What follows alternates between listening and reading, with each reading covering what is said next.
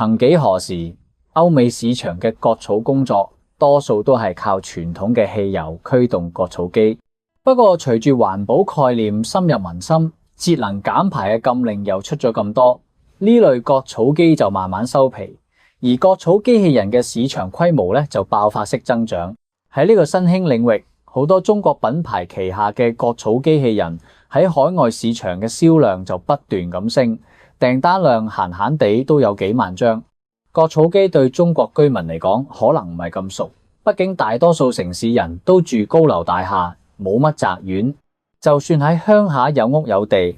大家又唔捨得將宅院種滿草坪，所以割草機通常只會喺學校、園區、商場、綠化帶呢啲地方大顯身手，居民好少會自己主動去買。但係喺歐美國家就唔同講法啦。我哋都知道，好多歐美家庭都係獨棟屋，有自己嘅庭院同草坪，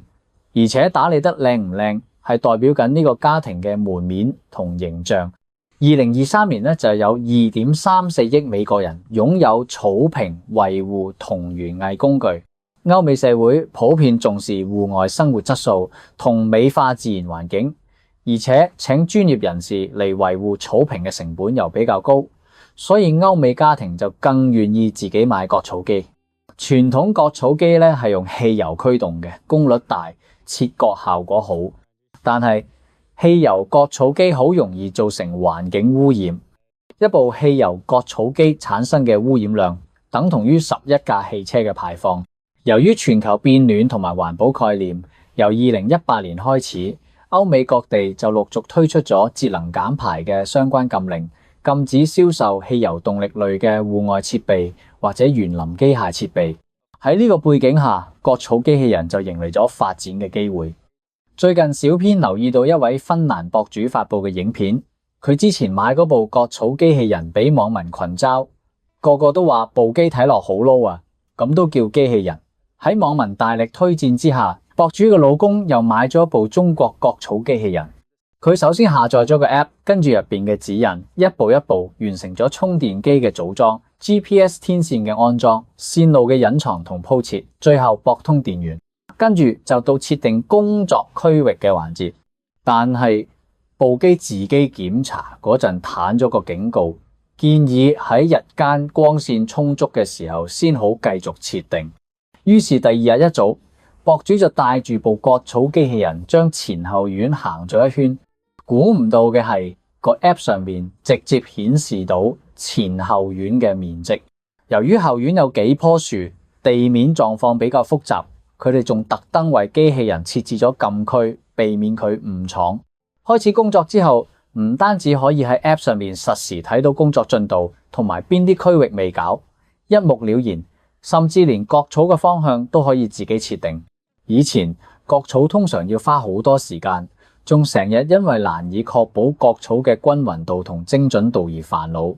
而且傳統割草方式對於一啲複雜地形同障礙物嘅處理都非常唔方便，一唔小心就可能整爛草坪或者割草設備。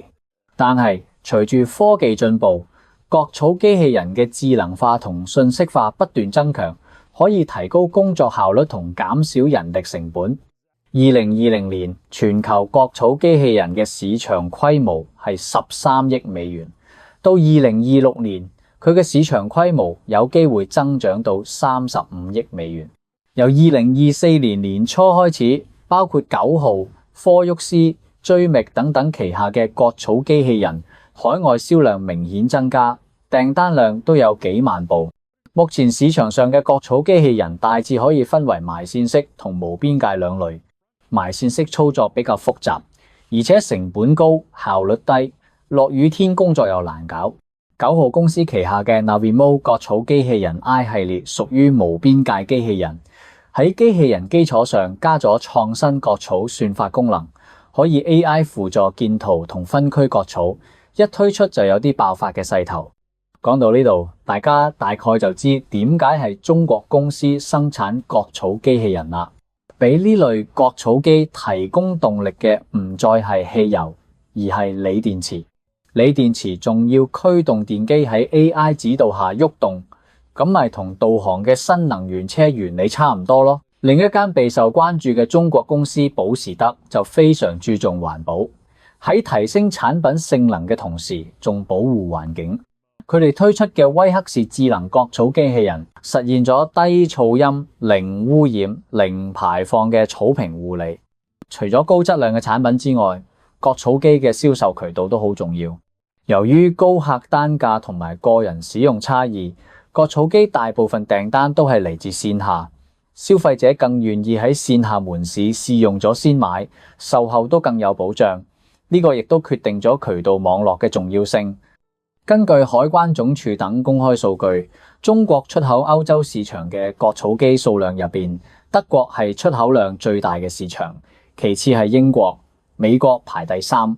隨住市場不斷擴張，已經有越嚟越多嘅中國廠商開始增設海外市場團隊，並同步開始構建銷售網絡。所以當你見到你鄰居草坪上面有部跑嚟跑去嘅機器人時，千祈唔好驚訝，佢可能就係 Made in China。大家睇到前面嘅影片畫面，係咪有啲好奇？呢款中國割草機器人到底係咩來頭？點解咁多網民都力戰？眼利嘅朋友應該已經發現咗，呢款機器人就係前面提到嘅9號公司旗下嘅 Navimo 割草機器人 I 系列。喺歐美地區，私家庭院嘅數量唔少，喺全球差唔多2.5億個私家花園入邊，8000萬個喺歐洲，1億個喺美國。庭院雖好，但係庭院入邊野蠻生長嘅雜草真係好令人頭痛。為歐美業主們提供解決方案嘅就係呢間嚟自中國嘅科技公司9號，同埋佢哋嘅標杆產品割草機器人 Navimo。2021年9號，機器人公司旗下嘅初代割草機器人產品 Navimo 面世。